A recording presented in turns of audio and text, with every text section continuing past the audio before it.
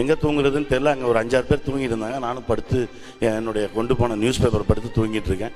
அப்போ வந்து ஒருத்தர், ஒரு காவல்துறை அதிகாரி தட்டி எழுப்பினார்.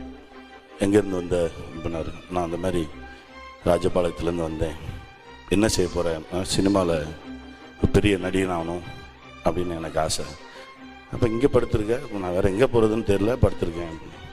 இங்கெல்லாம் தூங்கக்கூடாது, இது தப்பான இடம், நிறைய கிரிமினல்ஸ் இருக்க இடம், நீ வா என் கூட அப்படின்னு சொல்லி அவருடைய சைக்கிளில் என்னை கூட்டிகிட்டு போய் mount road police station Spencer ஆப்போசிட்டில் இருக்குது, அங்கே கொண்டு போய் இங்கே தூங்கு அப்படின்னு சொல்லி நான் அவர் சேர் பக்கத்தில் அதே பேப்பரை வச்சு தூங்க சொன்னார். தூங்கினேன். அதிகாலை எழுந்தவுடனே எல்லாம் முடிச்சுட்டு ஊருக்கு போயிடு, நல்லா படிக்கிற பையனாக இருக்க, சின்ன பையனாக இருக்க, ஊருக்கு போயிடு அப்படின்னா. இல்லை எனக்கு டீனர் போகணும், அதுக்கு பஸ்ஸுக்கு நம்பர் சொல்லுங்கள் அப்படின்னா. என் தலையில் கை வச்சு சொன்னார், நீ வந்துடுவாடா, போ 17ஆம் நம்பரில் ஏறிப்போ அப்படின்னாரு. அந்த மனிதனை இன்னும் நான் தேடிட்டு இருக்கேன். நான் சென்னையில் போய் சந்தித்த முதல் நல்ல மனிதன் அவர்.